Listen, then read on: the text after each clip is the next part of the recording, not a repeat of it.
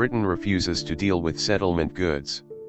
The British government confirmed, in written responses, from the Ministry of Finance, the Ministry of International Cooperation, and the Tax and Customs Department, today, Wednesday, that the United Kingdom does not consider the occupied Palestinian territories as part of Israel, and that the settlements established in the territories occupied in 1967, including occupied East Jerusalem, not included in the trade and partnership agreement between Britain and the European Union on the one hand, and Israel on the other hand. The responses of the British official authorities, according to a statement issued by the Foreign Office of Palestine, carried by the official agency, confirmed Britain's refusal to deal with settlement goods as Israeli goods, noting the policy of separating and marking settlement goods.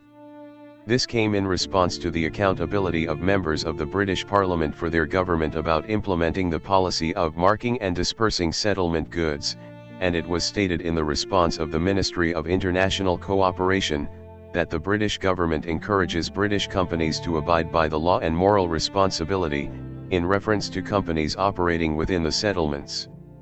In its response, the British Tax and Customs Service said that they called on Israel to confirm the origin of the goods dozens of times during the previous period, to track the goods of the settlements.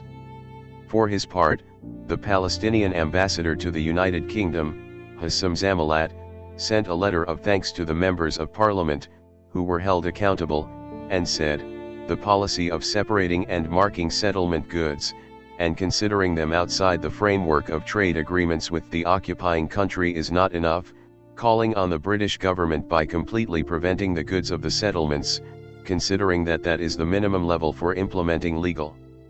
responsibility on the British government in particular, and the countries of the world in general, especially after Security Council Resolution 2334 of 2016, which defined the state of military occupation and illegal activity of settlements."